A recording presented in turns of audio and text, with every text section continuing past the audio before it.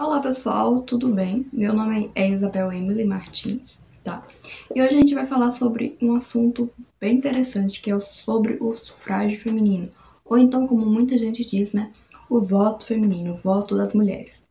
Usando como base o meu próprio livro, né, A Democracia das Mulheres, A Verdade sobre o Voto e Outros Direitos Femininos, que, enfim, é um livro escrito por mim, né, que eu pesquisei sobre o sufrágio e sobre o voto por cerca mais ou menos ali de 9 meses, tá? E que deram origem a este livro. Você pode comprar este livro no Kindle e também na forma física, né? Dependendo do dia que você estiver vendo esse vídeo, pode ser inclusive que você encontre esta versão aqui, que é a versão capa dura. Qual que é o assunto deste livro e deste vídeo, né? Além do voto feminino? Bom, não é apenas narrar uma situação histórica, né? Apenas narrar alguns fatos, tipo, em tal ano aconteceu isso, em tal ano aconteceu aquilo, em outro ano, enfim.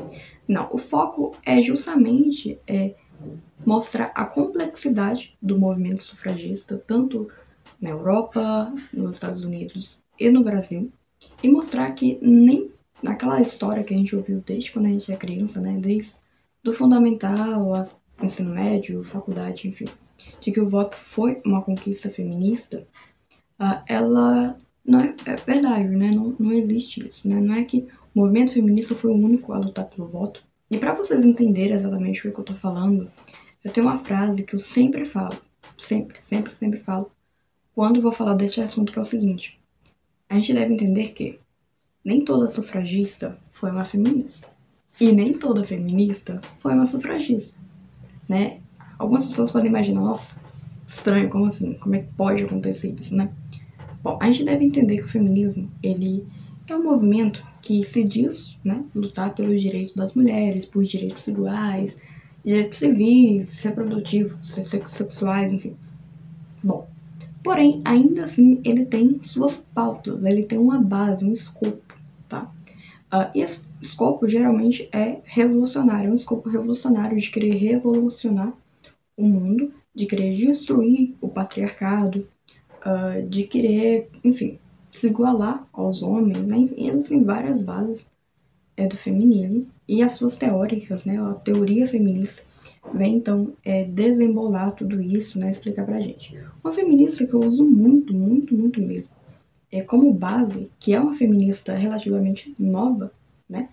Que é a Bell Hooks, porque ela é uma escritora muito direta, ela é feminista, expoente do feminismo negro, e ela é muito direta, né, no que o feminismo visa pregar. Então, ela sempre nos diz, né, sobre o que pode ser feminismo, o que não é feminismo, sobre essa desassociação do verdadeiro feminismo com esse feminismo mais cultural que a gente tem, onde qualquer pessoa pode se dizer feminista, ainda que ela tire, né, as pautas feministas de si. Bom, a gente vai entender mais sobre isso ao decorrer deste vídeo, justamente para falar sobre outras sufragistas, né? E quem eram essas outras sufragistas? A gente for entrar no contexto americano, uma presença muito forte é as sufragistas cristãs, tá? E elas não eram minoria. Quando eu falo, geralmente, das sufragistas que foram conservadoras, que foram católicas, protestantes, de certa forma de direita, né? A gente poderia colocar. Muita gente fala que é a minoria. Ah, não, mas isso aí foi um grupo da exceção. A maioria não era bem assim. Na maioria tinha realmente valores mais feministas. Ou então a maioria dessas pessoas, né, de direita, digamos assim, ela era contra o voto e tudo mais. Bom, tem uma citação dentro do meu livro, tá? Que fala justamente sobre o tamanho de uma dessas associações cristãs, que era a Associação de Mulheres Cristãs pela Temperança. Lá na página 47 aqui do meu livro, né, a gente tem uma citação de um artigo, enfim, que fala justamente sobre a Associação de Mulheres Cristãs pela Temperança. E ela fala o seguinte: A Women's Christian Temperance Union foi a maior e mais influente associação de mulheres que existira até então.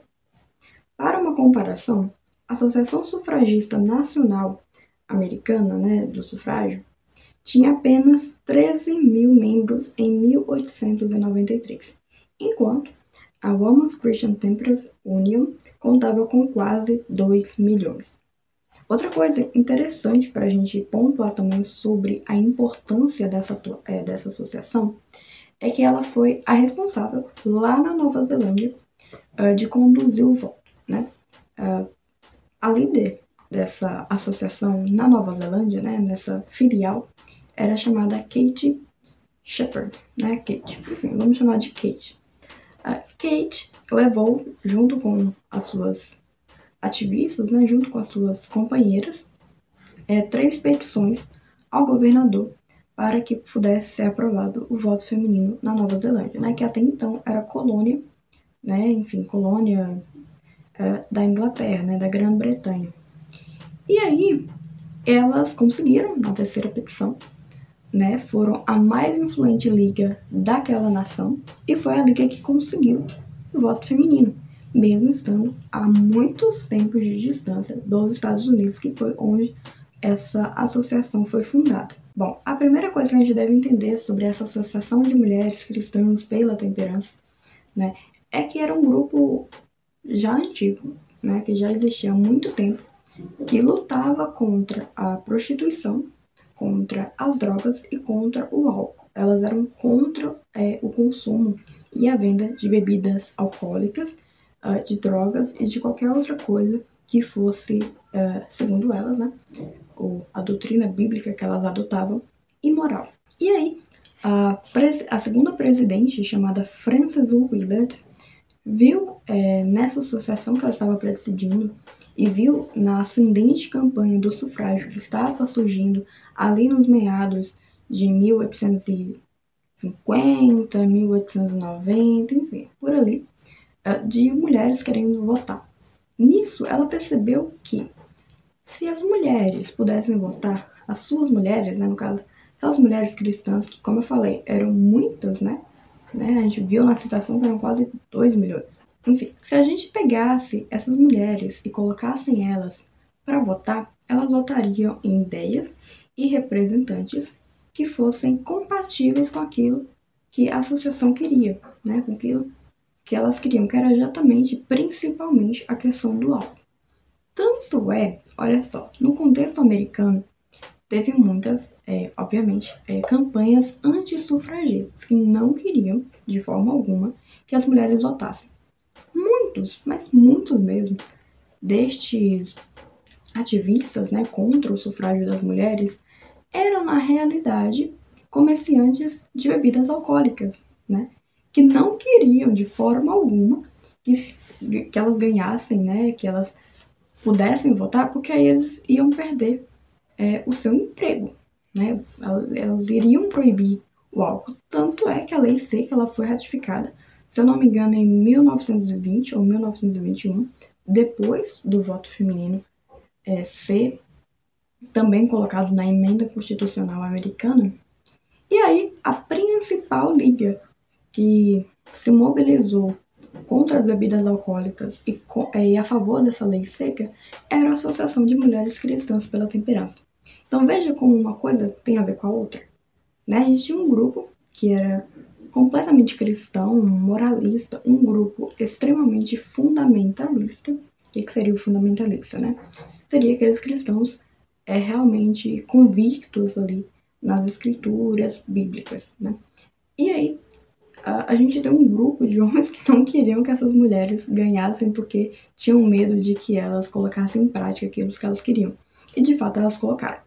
Então a gente entende qual era o poder. No caso de Utah, que foi o primeiro estado dos Estados Unidos a conceder o voto para as mulheres, era uma questão também cristã, que eles acreditavam que se as mulheres pudessem votar, as mulheres que sempre foram a maioria no cristianismo, né? A gente deve entender isso. Então, era um interesse cristão, mas que a maior parte vinha de mulheres, já que eram maioria, ainda são maioria nas igrejas cristãs, seja ela católica, protestante. Eles tinham um grave problema ali no estado de poligamia, né? O cristianismo é contra a poligamia, então eles queriam impedir que leis que aprovassem a poligamia ou que levassem ali à destruição do casamento, da família, enfim, de ideais conservadores, né? A gente tem que entender isso também, eles não queriam que isso avançasse no Estado, né? Uma ideia anticonservadora, digamos assim.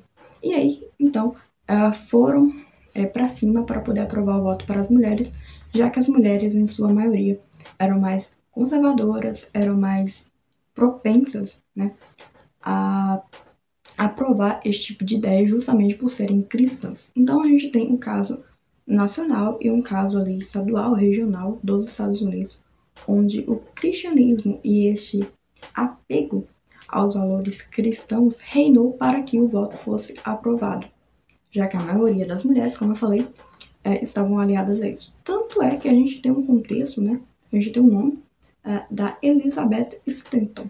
A Elizabeth Stanton, muitos colocam como se fosse uma das primeiras feministas, ou então uma feminista de segunda onda. Pois bem, a gente pode até imaginar ela como uma feminista, apesar de que nunca se denominou como tal, já que a palavra feminismo, naquela época, não era usual, tá? Inclusive, nem ali na década de 50, 40, né, por ali, as mulheres que poderiam ser consideradas feministas por conta do seu pensamento não se denominavam feministas, justamente porque não era uma palavra assim usual, né? E a Elizabeth Stanton era uma mulher dentro da igreja e que presidiu e formou a primeira campanha, a primeira convenção, o primeiro evento ali de mulheres a favor do voto, né? Que é a Convenção de Seneca Falls, que derivou a Declaração dos Sentimentos, né, de 1848, que é considerado como um marco sufragista, enfim. E tudo isso aconteceu dentro de uma igreja, né, uma igreja metodista. Mas qual que é o ponto da Elizabeth neste contexto aqui? A Elizabeth, pouco mais tarde, em 93, se eu não me engano, ela escreveu um livro chamado The Woman's Bible, que era um livro que tentava falar, né, retratar a Bíblia, ou então retratar como a Bíblia falava da mulher. Bom, em poucas palavras, ela acabou condenando a Bíblia a um padrão machista, né? Poderíamos dizer, inclusive, foi uma das primeiras mulheres a denunciar a Bíblia como uma Bíblia machista ou alguma coisa do tipo, né? Não nesses termos, mas sim. Inclusive, em algumas versões desse livro, você pode encontrar uma carta, né, da Frances Willard falando sobre este acontecimento. Na carta, né, da Frances Willard, ela fala que, para Elizabeth, né, que as nações que têm mais consideração pelas mulheres são as nações cristãs. A Elizabeth discorda disso, né, então a gente poderia dizer que seria realmente a primeira feminista. E aí, qual é a relevância de falar dessas mulheres no contexto americano, né? Pra gente pensar, mas lá nos Estados Unidos, sabe? Tipo, pode ser que não tenha nada a ver com o que aconteceu aqui. Qual que é a relevância disso? Por que a gente tem que saber sobre isso? O que importa se elas eram cristãs ou não? Bom, importa porque sempre quando a gente fala sobre uma mulher histórica, sempre nos traz o fato de que, não importa o que ela tenha pensado, não importa o que ela tenha feito. Se ela fez uma coisa relevante ou lutou pelas mulheres de alguma forma, ela foi uma feminista. Só que a gente tem que lembrar, como eu estava falando, que a maioria dessas mulheres eram cristãs e que tinham não somente o cristianismo dentro de si, mas também uma predisposição ao conservadorismo, né? Valores conservadores, valores moralistas, tradicionalistas. E muita gente pode falar o seguinte, mas era por conta da época, né? Mas até hoje em dia, onde a época não é mais assim, onde os tempos são outros, né? Como as pessoas podem dizer, as pessoas ainda têm as mesmas ideias que tinham antigamente, né? Ainda existem pessoas fundamentalistas, ainda pessoas extremamente cristãs, ainda existem pessoas conservadoras. Então, não é uma questão da época, mas sim, obviamente, da pessoa. A pessoa, o indivíduo pensava daquela forma, né? E esse é um problema, inclusive, do feminismo, que eu critico muito, que é essa mania de querer achar que todas as mulheres pensam igual. E se não pensam igual, é por conta de um agente externo agindo sobre ela. Não existe isso. As pessoas são indivíduos, as pessoas pensam de formas diferentes. Mas, enfim, como eu falei, existiram várias mulheres que não eram feministas, ou que não tinham nenhum valor parecido com o movimento feminista prega, e que lutaram é a favor do voto feminino, né? No caso da Associação de Mulheres Cristãs pela Temperança, nos Estados Unidos, e na Inglaterra também tiveram associações cristãs, mas uma mais interessante ainda, que era uma associação conservadora. E aí a gente pode traçar uma linha do tempo, né? Como seria? Bom, em primeiro lugar, em 1791, uma mulher chamada Olympe de Gouges, era um pseudônimo, tá? De Maria Gouges. Ela escreveu um monte de folhetim chamado, e um deles, né, chamado Reivindicação pelo Direito da Mulher e Cidadã. Bom, ela reivindicava que a Revolução Francesa, que havia começado, não era tão revolucionária assim, porque não expressava direito para as mulheres. Bom, a resposta que ela recebeu foi ser mandada à guilhotina por Robespierre. E aí, lá, tempos depois, em 1848, né, foi realizada a Convenção de Seneca Falls pela Lucretia Mott e pela Elizabeth Stanton, que eu já comentei aqui. E aí, várias outras coisas foram acontecendo e várias outras ligas foram surgindo. Lá na Inglaterra foi justamente por volta ali de 1890 a 1900, né, que surgiu as primeiras ligas sufragistas. Essa associação foi fundada em 1908 e ela era afiliada ao Partido Conservador Inglês, né, lá da Inglaterra. Bom, a gente deve entender que, de fato, houveram conservadores que eram contra o voto feminino, né? Alguns por motivos fúteis, a gente poderia até colocar como um sexismo, um machismo, enfim. Mas outros, por uma questão de que o sufrágio na época, gente, a associação sufragista, uma coisa que vocês provavelmente não vão ver muito em livros de história, nas suas aulas da faculdade, do ensino médio, que as ligas sufragistas, né, os movimentos sufragistas, era um movimento elitista. As ligas sufragistas, elas eram extremamente elitistas, né? Eram realizadas por mulheres brancas de classe média, que na maioria das vezes, enquanto elas saíam ali para fazer baderna, né, que é um clássico do movimento inglês sufragista, justamente essa baderna, essa histeria, era ovos sendo jogados para o primeiro-ministro em carros, né? Eram arruaceiras, eram greves de fome, eram tentativas de homicídio, né? Um negócio muito sério. As mulheres realmente botavam fogo em prédios, tentavam matar pessoas por conta das suas participações. Duas coisas vocês não vão ver nos livros de história, ou se verem sempre de uma forma mais romantizada, que era o fato de que elas eram racistas e elitistas, e também o fato de que elas eram arruaceiras. Só que essa militância mais radical, ela não era por completo. Inclusive, essa associação conservadora, ela era completamente contrária a isso, porque elas sabiam, essas mulheres e outras mulheres de outras ligas, sejam elas até ligas socialistas, para te falar a verdade, elas eram contra esse radicalismo de algumas associações, porque acreditavam que aquilo atrapalhava a causa. Porque a maioria das pessoas não iriam, né, se sentir representada por essas mulheres, especialmente porque elas eram uma minoria, era um grupo muito pequeno de pessoas, tá? A maioria das ligas eram pacíficas, e a gente não pode, de forma alguma, dizer que, dentre as 40 ligas surgidas lá na Inglaterra, a única que teve sucesso foi essa associação militante, né, que era liderada por Emmeline Pankhurst e sua filha Christabel Pankhurst. Né, eram duas mulheres da mesma família, na verdade eram 5, né, mas aí conforme foi radicalizando-se, duas filhas dessa mulher, né, e irmã dessa outra mulher, a Christabel, elas foram deixando o movimento, inclusive uma delas foi praticamente forçada a sair daquele movimento porque não concordava, né, com aquela ideia arruaceira, aquela ideia radical. E aí, já que nós estamos falando do contexto inglês, né, já que estamos falando da Inglaterra, da Europa, eu devo te lembrar que o voto feminino na Inglaterra só veio acontecer depois da Primeira Guerra Mundial.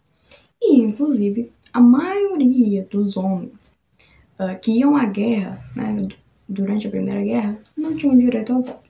Isso, inclusive, era um ponto que muitas pessoas contestavam durante a campanha da Pluma Branca, né? E o que foi a campanha da Pluma Branca? Ligada também às Pankhurst, elas também foram responsáveis, durante a Primeira Guerra Mundial, a uma campanha ultranacionalista, mas que ao mesmo tempo uma campanha militantemente excessiva para os homens, para que eles fossem à guerra, né? O que acontecia? Elas entregavam uma pluma branca a um rapaz que elas viam na rua, de forma aleatória, né? E aquilo era um sinônimo de vergonha, né? Era um símbolo de fraqueza para aquele homem. Esses homens que recebiam essas plumas eram persuadidos a entrar na guerra, porque até então, né, do início da guerra, ela não era obrigatório o alistamento. E depois disso, o alistamento tornou-se obrigatório. Antes, inclusive, que os homens pudessem poder votar. Porque lá ainda existia ali o voto censiário, né? Que eram pessoas de renda superior, né? Pessoas que tinham mais dinheiro. A maioria dos homens pobres, homens comuns, que eram os que iam à guerra, né? Eles não podiam votar também.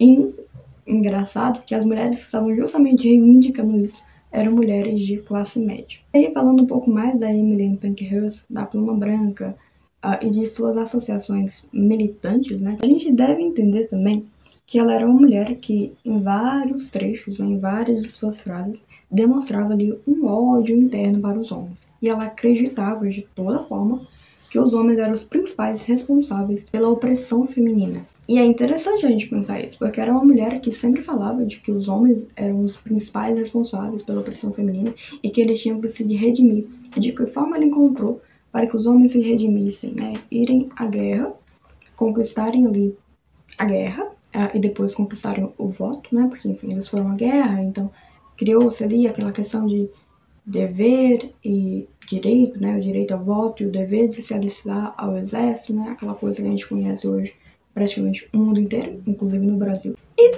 também falando da Emmeline, dessas questões mais feministas, né? Porque vejam só, desde aquela época já tinham mulheres falando sobre a opressão feminina e colocando a culpa nos homens, né? No sistema masculino, em alguma coisa do tipo. E a gente tem uma outra sufragista, que ela foi a editora do jornal Common Cause. Bom, esse jornal, essa revista, era uma revista sufragista pertencente à maior e mais atuante associação pró-sufrágio na Inglaterra. E em várias de suas colunas, em vários de seus trechos, ela fala explicitamente de que ela não era contra os homens, de que a luta dela não era contra os homens, mas sim contra o mal. E a gente poderia entender este mal com base na fé dela, porque ela também era uma cristã, na verdade ela era católica, e depois se tornou anglicana, né? Inclusive ela tem vários, a gente pode encontrar vários livros dela falando sobre sexualidade, moral, no ponto de vista bem católico.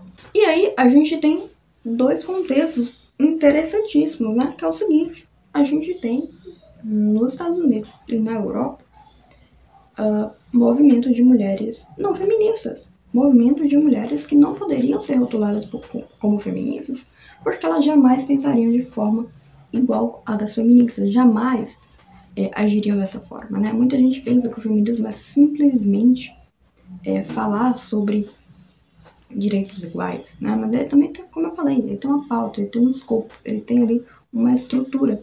E essa estrutura é contradizente com as estruturas cristãs, com as estruturas mais conservadoras, mais tradicionalistas. E como eu falei, a gente pode encontrar isso no livro da Bell Hooks, no livro da Simone de Beauvoir, O Segundo Sexo, ela também fala um pouco sobre isso, no volume 1 e 2. E não só também nessa teoria mais rebuscada, mas as próprias ativistas do movimento, quando a gente dá uma olhada em seus discursos, é sempre um discurso endossado contra o patriarcado, contra essa estrutura moral dos homens e tudo mais, numa perspectiva de que as instituições são machistas, né? E muitas dessas instituições são ligadas à direita, enfim. E aí a gente tem todo um processo, né? Todo um pensamento feminista ali que são completamente contraditórios aos pensamentos dessas mulheres, como a Agnes Maud, como a Frances Willard, como também a Amélia Rodrigues. E a Amélia Rodrigues é uma brasileira, tá? E aí infelizmente, a gente vai deixar para outro vídeo, né, falando um pouco mais sobre o sufrágio feminino no Brasil e mostrar também as nuances, né, do sufrágio. E lembrando novamente, né, nem toda feminista era sufragista e nem toda sufragista era feminista. A gente entendeu aqui que nem toda sufragista era feminista, né? Então, no próximo vídeo, falando mais sobre o Brasil, a gente vai entender por que nem toda feminista é sufragista e também entender como é que isso aconteceu no Brasil e por quê, né? Por que é tão importante a gente saber sobre o que aconteceu nos outros países. Será que aqui no Brasil o feminismo reinou? Será que aqui foi de uma forma mais pacífica? Por que demorou? Por que fez isso? Por que isso? Enfim. Lembrando que todo o material e fonte de pesquisa está mantido no meu livro, né? Eu vou usar o meu livro como referência. E aí, vocês comprando meu livro, tendo acesso a ele, lembrando que ele ainda está por um valor bem baratinho lá no Kindle, por R$ 9,90. E se você tiver o Kindle Ultimate, você ainda consegue ler ele de graça. E lá tem todas as fontes bibliográficas, tem todas as citações comprovando tudo isso que eu falei. Então, não deixem de conferir o meu livro, A Democracia das Mulheres. Também não se esqueçam de me seguir lá no Instagram, né, onde eu faço a maior parte do meu trabalho, que é @Isabel_Martins, né, que é o meu nome. Espero vocês no próximo vídeo. Até a próxima e tchau!